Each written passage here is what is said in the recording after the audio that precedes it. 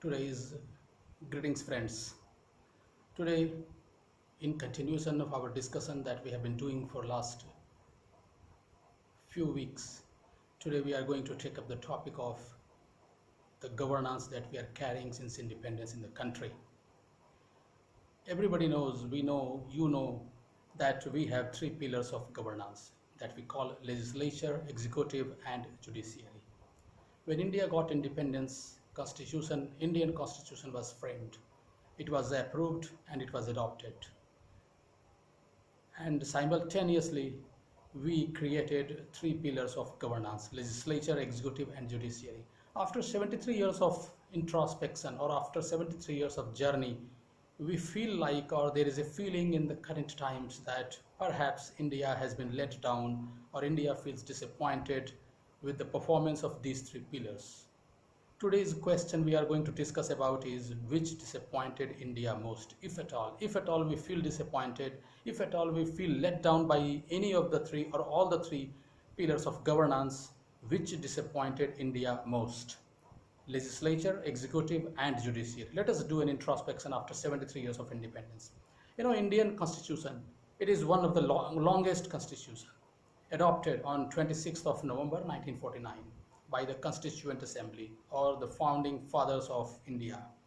It was to be effective from 26th January 1950, and 26th January every year is now celebrated as Republic Day for all of us, and we celebrate it with all fanfare, activity, festivities, everything. Our preamble, says we are a sovereign, socialist, secular, democratic republic with focus on justice, liberty, equality, fraternity, unity and integrity. But today, after 73 years, do we still believe in them? Are we practicing them? Are they being practiced?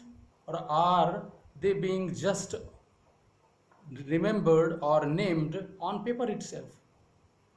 Is it in practice? Are they in practice? Or opposites like injustice, inequality, bondage, subjugation, divisiveness are more in practice? We need to evaluate whether we are proceeding, whether we are progressing as we decided for us in our Indian Constitution. 73 years after independence gives us opportunity, a very important opportunity for introspection. Three important pillars: legislature, executive and judiciary, for our goals and for a good governance and national goals were created to India to achieve heights of growth, achieve heights of happiness, achieve heights of achievement. Bureaucracy, we know that it lies under executive. Media also later came to be known as the fourth pillar. And combined together, these all four or five, whatever we call it, they are called the eyes of governance, eyes and ears of governance. But still, the main three pillars of governance remains legislature, executive and judiciary. Roles and responsibilities required from them, have they been played? Have they performed as per the requirement or as per their expectation? They have failed or succeeded in their respective roles? What do we understand after 73 years? Constitution has around 400 articles and sections giving them power and privileges. Many are inclusive as well as exclusive. They all empower them to play their roles purposefully to the satisfaction of the country, to the satisfaction of the nation. And India, like any other country, has its own core values and fundamentals. Our country, we have our own core values, we have our own core fundamentals that we practice, or we are practicing for many centuries together. Founders of India, I think, it is my opinion, perhaps completely forgot that. Anarchy and commotion at that moment, that means in 1947 or post-independence, the anarchy and commotion that prevailed them that time might have forced them to lose focus of India's core and fundamentals, core values and fundamentals. Two of the most famous, if we try to remember today, or if I try to help you all remember, is Vasudhaiva Kutumbakam and Karmanyavadhikaraste Ma Phaleshu Kadachana, that we should believe in the entire world is one family, and we should always believe in doing work and never expecting any rewards or results out of our work that we are doing or we have done.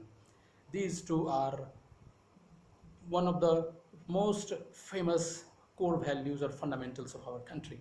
Besides, one more thing which we should remember is every country has its own value, unique vastu, always requiring focus. We should not remember the vastu, our vastu, and the focus around it.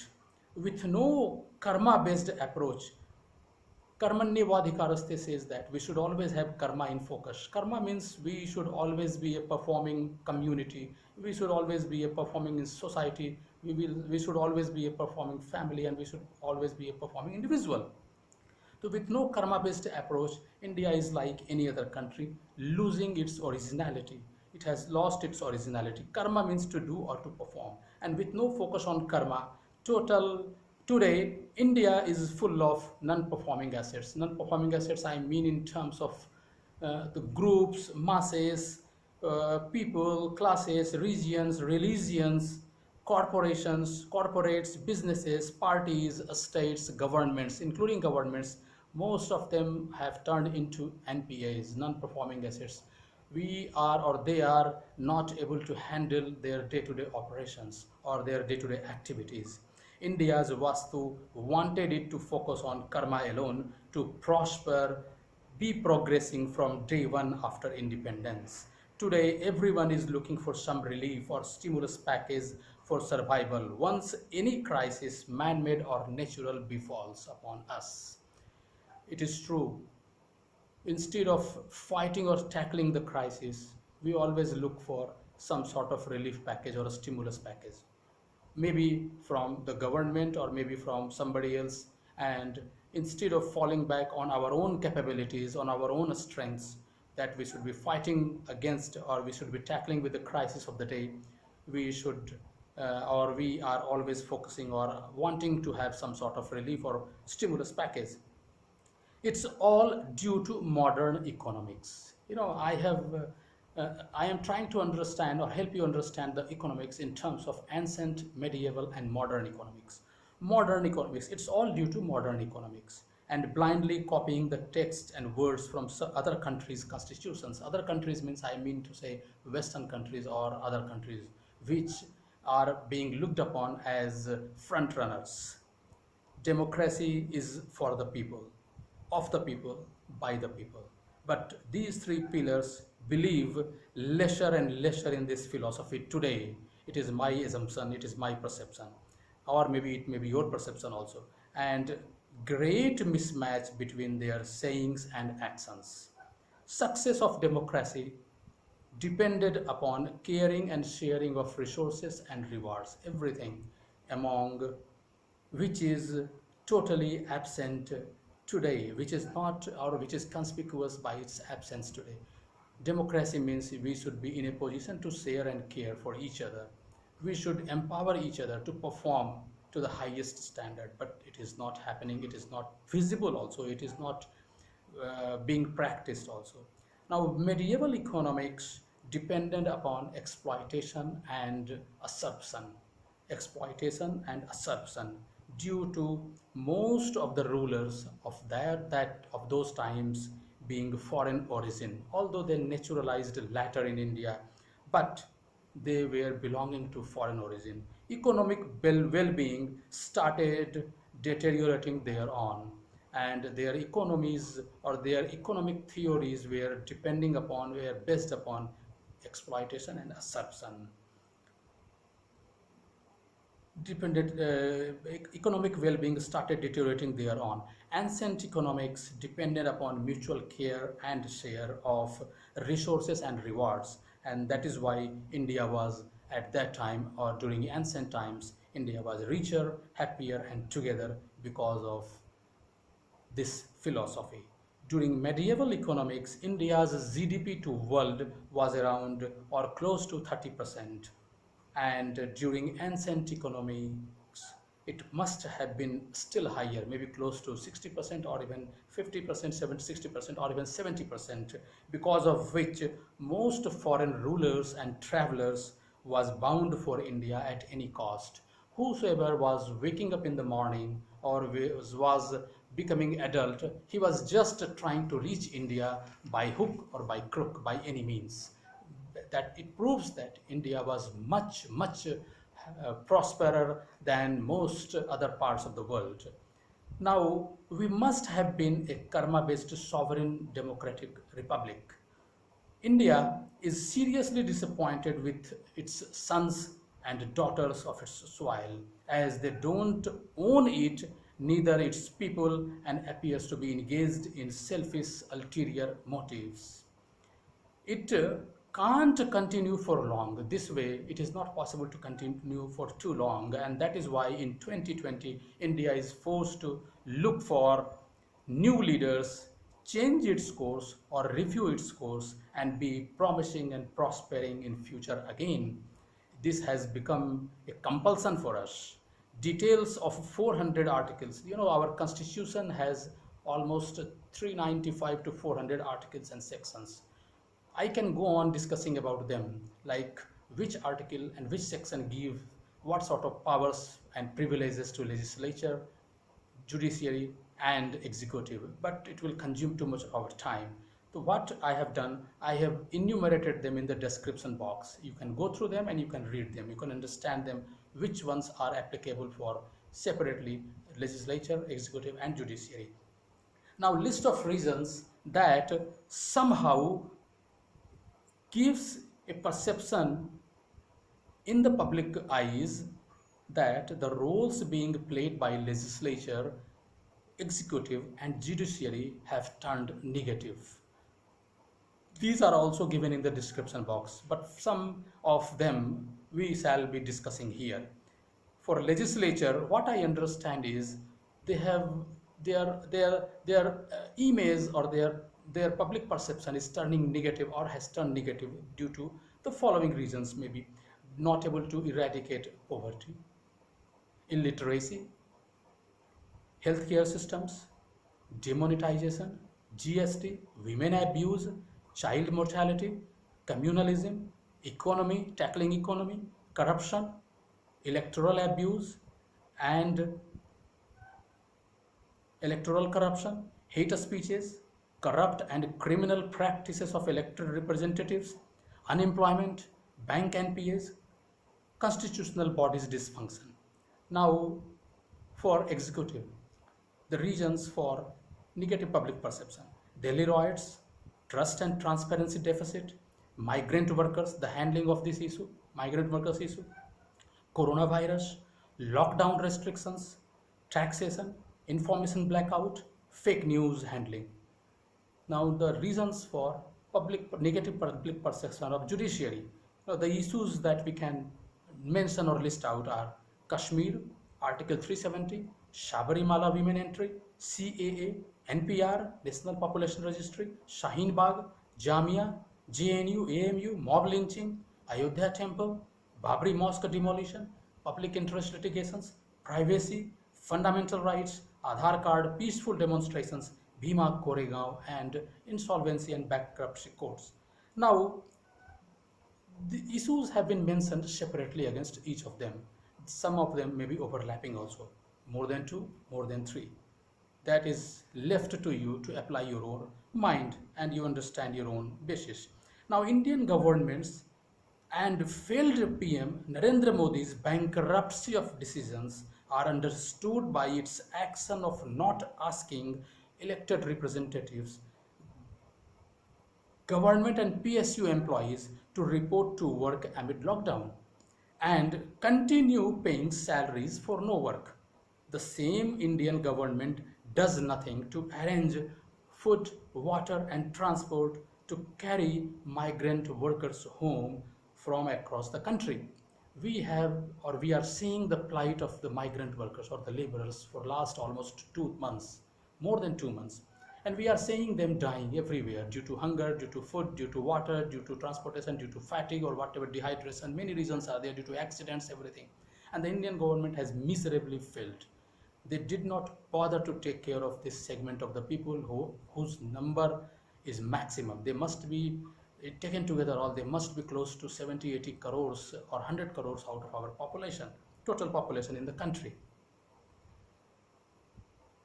Barring one or two state governments, what I feel, or maybe it may be the feeling of each one of us, most state governments and central government are incapable and incompetent to handle serious crisis. If anything happens or if any serious crisis happen, we are looking for solutions, we are looking for people to handle them.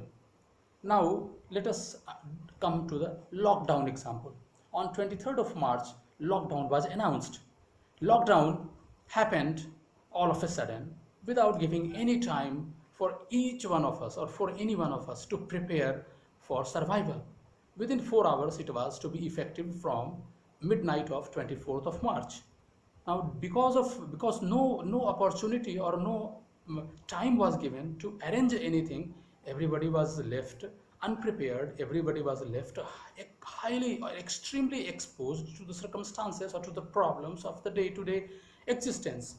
Now, I will give you one example. We should understand lockdown by one example. We all know, each one of us know, forest, sanctuary, and zoo. What is the meaning of forest? Forest means animals are on their own. They enjoy maximum freedom. They enjoy, whatever they want to do, they can do. That is why they feel maximum most at home in a forest. Sanctuary. Sanctuary means there are some sort of restrictions. It is a kind of forest environment, but still it doesn't give them 100% of the freedom, 100% of their choice to do whatever they want to do. They have to live within limits. They have to live within restrictions. They have to honor certain things. And that is why they feel lesser at home in a sanctuary. Now come to the zoo. Zoo means every animal is kept in a cage. Every animal is kept in a bondage kind of environment. They don't feel any freedom. They don't have any freedom. They don't have any what should I say? They don't have any confidence, convenience, or comfort of living in an atmosphere, in an environment where they feel at home. But here in a zoo, everything, including their food, including their water, including their comfort, convenient, whatever is required, fan, AC, water, food, everything is provided by the authorities or by the people who are keeping them in zoo. Now, when you declared the lockdown, it was the decision of the Indian government. Lockdown is equivalent to living in a zoo. Now, when you are creating the conditions of a zoo, it is the duty of the Indian government and the Prime Minister Narendra Modi to arrange everything for everybody, whosoever is exposed to the uncertainties, whosoever is exposed to the problems of lockdown, be it poor class, be it middle income, be it rich. Because in zoo also, if you see, starting from lions, tigers, and cheetahs, and monkeys, and whatever you call elephants, to even rabbits also, everybody is provided food, water, clothing, AC, everything by the authorities, convenience. And similarly, food and water, not only to these migrant laborers, not only to the people who were left unemployed, not only to the people who were not paid salaries because lockdown was implemented or announced all of a sudden by the Indian government. Indian government must have taken care to provide food and water, and it failed miserably. Not only it failed, it shied away from its responsibility of taking care of its people also, on whose voting or on whose suffrage they came to power or they are ruling this country.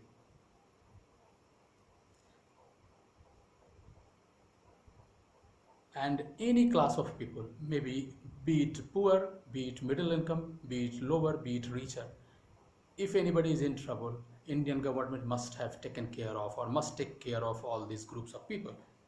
Now lockdown 5 is due to start after 75 days of different phases of lockdowns. No planning, failed lockdowns, but still we are living or we have to live with the lockdowns. Corona 5 months period already over. Corona's statistics are becoming dangerous and dangerous. More and more people are getting into Corona's net. Now, if we talk on today, we are talking on today, the today's figure or statistics of Corona is close to 170,000 people affected.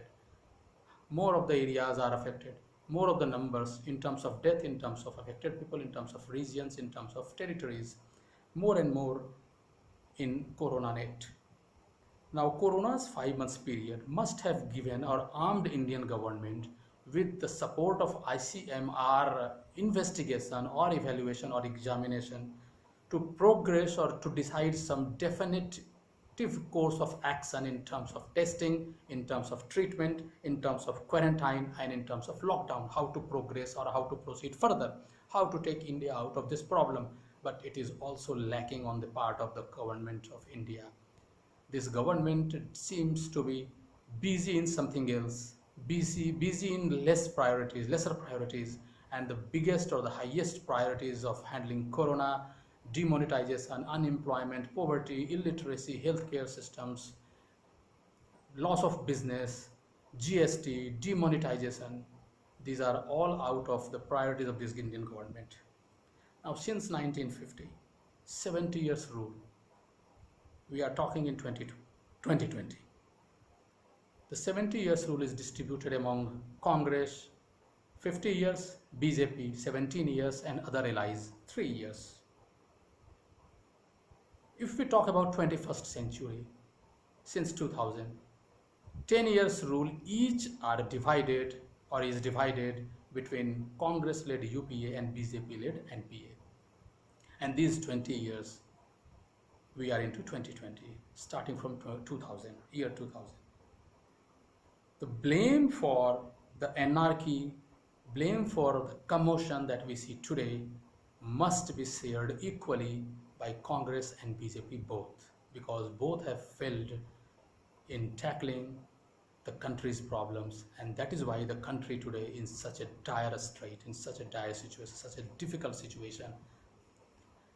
Detailed discussion about each issue mentioned above, that what we have mentioned now, like reasons of negative public perception for legislature, for executive and judiciary, we can have discussion, detailed discussion now also, but that we will be doing in some other videos against these three pillars, and we will be doing it at opportune time, when we have time, when we have opportunity to discuss with greater details.